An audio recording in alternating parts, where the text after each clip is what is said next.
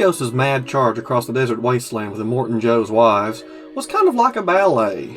A ballet of bullets, blood, and mother's milk. Mother's milk? What is this? It's mother's milk. But where does that come from? Now I want a cookie.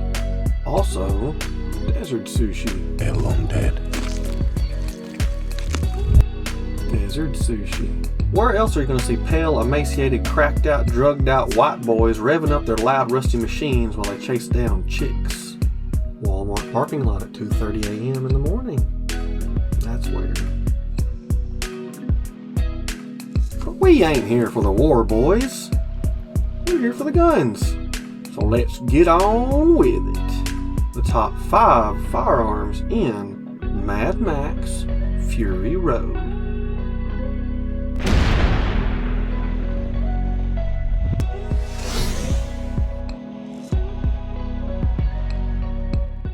Out of the whole litany of guns on this list, this one is the weirdest. Fury Road has one of the most diverse range of firearms you'll see in a movie, but Rictus Erectus, Immortan Joe's roid-raging progeny, wields the most memorable. Reminiscent of the full-auto drum-fed shotguns from The Matrix, this massive weapon is, in some ways, more intimidating than a minigun. A one-off creation, this gun, that I'm calling the Franken 50 on account of its 50 caliber chambering, is bulky, impractical, and awesome. As eclectic and cool as the cars in this movie itself, Rictus's machine gun looks like a glomming on of World War II era machine gun parts and a boat motor. The Franken 50 is not actually functional outside of the Fury Road universe. The muzzle blast that we see in the movie is not from firing blanks, but from a clever ignition system concealed within the bulk of the weapon. These kinds of systems have the same visual luster as other blank firing systems utilizing cartridges, but without the complexity and cost of shell casings. While lacking the same historical depth and context as other firearms on this list, the Franken 50 certainly intimidates. And like its wielder, it relies more on brute force than accuracy or precision to be effective.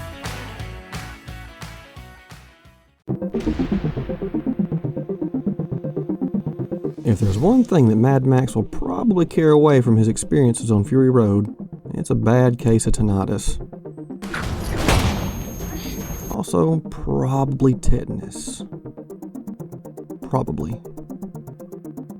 In the fray, Furiosa slips under the war rig and smashes one of the ornamental skulls, revealing a Glock 17.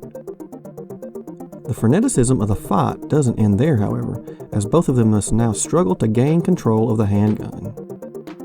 There are lots of Glocks in lots of movies, and the Glock brand name is almost as ubiquitous nowadays as Colt or Ruger. But there is something unique about the Glock in Fury Road. It changes generations from one shot to the next. If you're not familiar with the serialized way that Glock has released their handguns over the decades, then this might not make much sense. Designed for the Austrian government and released in 1982, there was a lot of mystique surrounding the first generations of Glocks, mainly their design and construction. Because the Glock has a polymer frame, there were some who misunderstood this to mean that the entire gun was made from polymer, slide, barrel, and internal parts included. In Die Hard 2, there's even mention of the Glocks not being able to be detected by conventional airport scanners, owing to their lack of metal. By the second generation, a lot of this mystique had been dispelled, replaced instead by a greater appreciation for the straightforward engineering and reliability of the Glock handgun's design.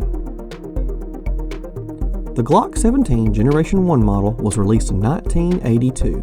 The pistol came at a time when police departments and armies around the world were still using 6-shot revolvers and 1911-style sidearms.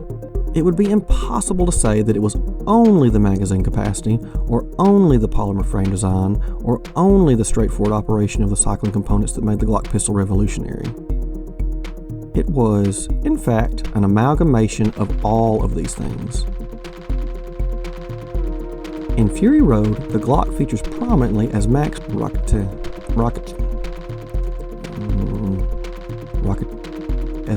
Rockatansky's sidearm for the first half of the movie.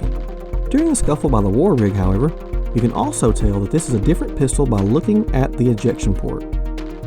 There, it's evident that the barrel lockup for the Gen 3 is not milled or machined down. On the Gen 2 and Gen 3 Glocks, the barrel lockup is used to allow the barrel to be locked in with the slide as it moves rearward after a round is fired. This delay is critical as it allows pressures to sufficiently drop inside the chamber, maximizing the firearm's efficiency and making the best use of the recoil for ejecting a spent cartridge. Blank firing rounds, however, don't have the same punch or power as a standard handgun round. Machining or cutting away this lockup in the top of the barrel allows the pistol to function and cycle with the weaker blank rounds.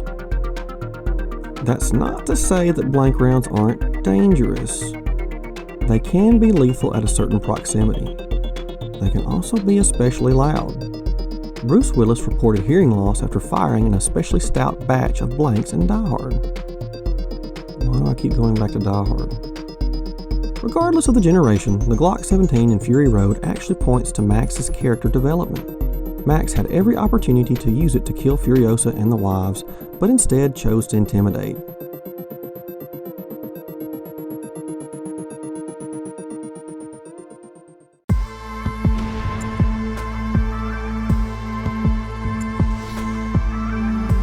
On a highway with a name like Fury Road, it's kind of like Death Race crossed with the Autobahn. It's bound to be fraught with danger. Furiosa has taken it upon herself to steal away Immortan Joe's brides with the promise of taking them to her childhood home, the Green Place. While commonly mistaken for the Beretta 92, and for good reason as they share many similarities, the Taurus PT99 AF in Fury Road is its own pistol. The main identifying characteristic of the PT99 is this right here, the frame-mounted safety. While some Beretta-branded handguns, like the Cheetah, do indeed have a frame-mounted safety, the Beretta 92 of Die Hard fame... here I go again. The Beretta 92 of Die Hard fame has a slide-mounted safety. The Taurus 92 from which the 99 is derived is the exact same gun.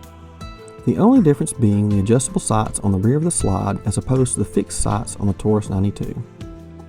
Some people look at the Taurus 99 AF and consider it a knockoff or counterfeit. But in truth, the reliability of the original Beretta design carries over in its South American counterpart. The Taurus handguns were contracted by the Beretta company itself for the Brazilian army before they were even called Taurus.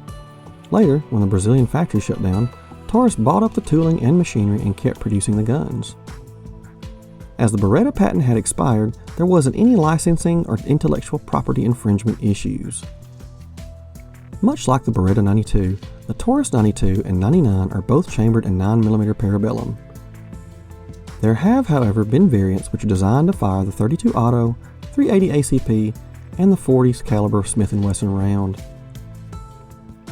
Max confiscates the firearm shortly after taking the war rig and can be seen using it to intimidate one of the wives while hunkering down in the canyon.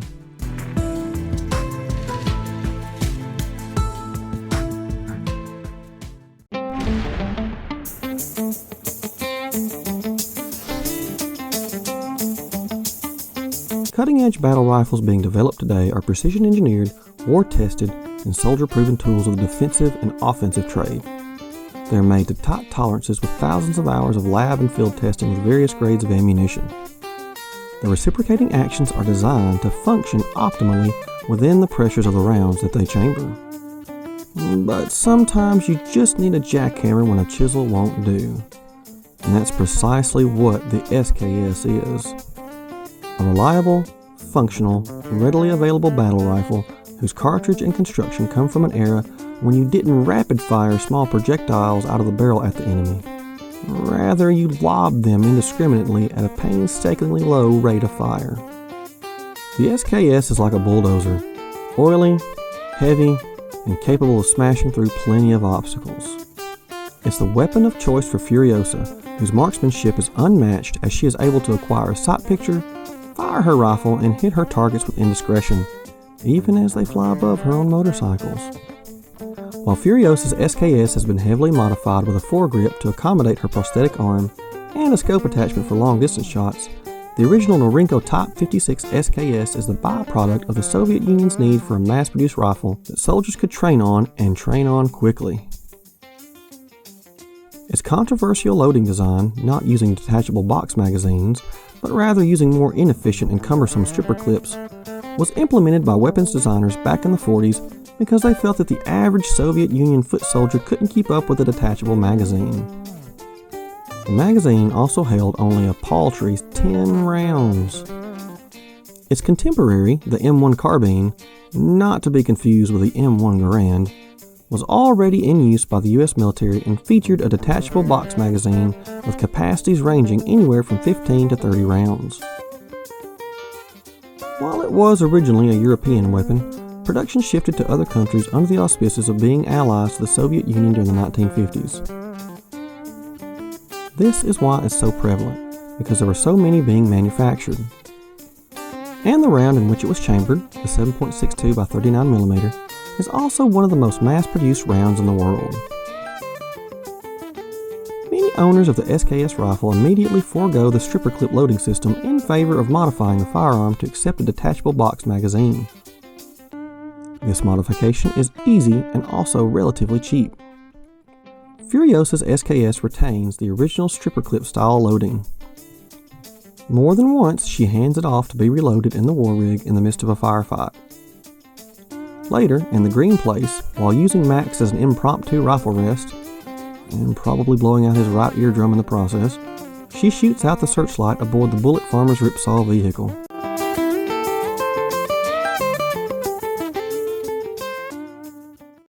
What has a dystopian film about scavengers and power struggles in a desert wasteland on the continent of Australia got to do with a 1950s Western series?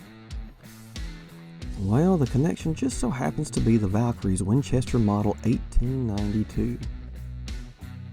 Albeit, the Winchester in the Rifleman series was a little anachronistic, considering the model didn't come out until, you guessed it, 1892, it's right at home in the wasteland. Designed and built around the original Winchester 1873, which is historically one of the guns considered to have won the West, the Model 92 featured the same lever-action loading style as its predecessors. John Browning of high power and machine gun fame was responsible for the revamping of the lever-action platform. It has been the Model 92 standing in for various older style lever-action firearms, which has helped it maintain popularity among shooters. John Wayne has been featured in countless films wielding one, sometimes with his iconic large loop lever, which allowed him to swing the rifle around to cock it. Its compact size with rifle cartridge offerings, such as the 4440 Winchester, made it ideal for working people in the wilderness who required a defensive or survival rifle.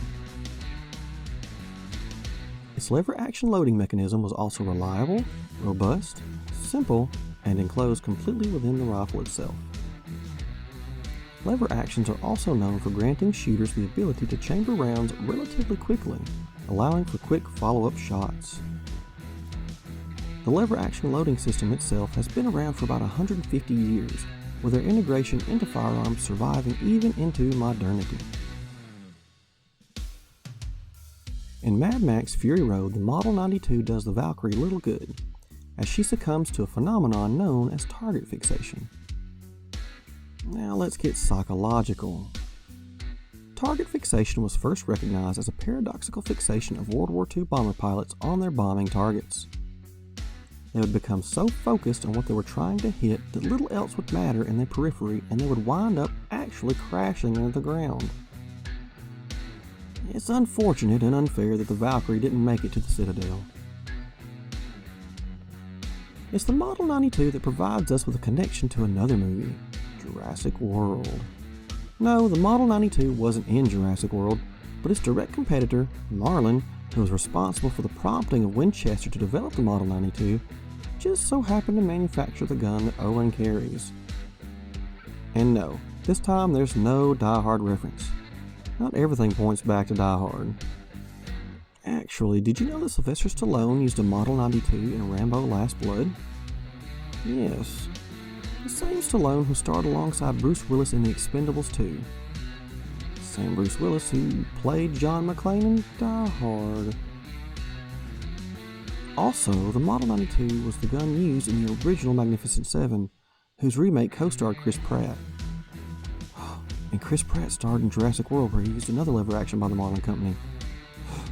And Marlin sounds like Marlon Wayans, who's the brother of Damon Wayans. And Damon Wayans co-starred alongside Bruce Willis in The Last Boy Scout. All guns lead back to Die Hard. Is there some deep meta-commentary within the narrative framework of Fury Road? Maybe, but we won't dive into it. On the surface, it looks just like another action movie. Underneath, though, it's a roiling undertow of character change, political activism, and social allegory. I was always a fan of The Road Warrior, and enjoyed the other two Mad Max films well enough. So when I saw Fury Road in theaters, from the soundtrack to the pacing to the offbeat, strange auteur quality to it, I knew it was an awesome movie and did justice to a franchise that had been in dire need for revival for some time. Anyways, that's the top 5 firearms in Mad Max. Drop a like, hit subscribe, and stay away from desert sushi.